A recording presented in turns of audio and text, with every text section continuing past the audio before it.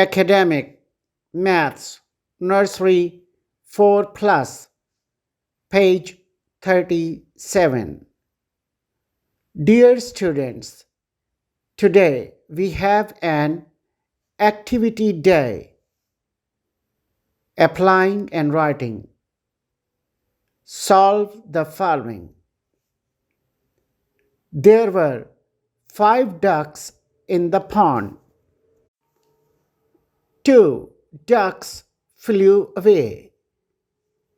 How many ducks are there in the pond? The answer is 3. There were 7 children in the park. 4 children went away.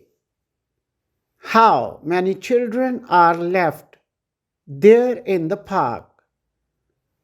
The answer is 3. There were 5 carrots. The rabbit ate 1 carrot. How many carrots are left there? You have to minus 1 from 5. The answer will be 4. Solve the following.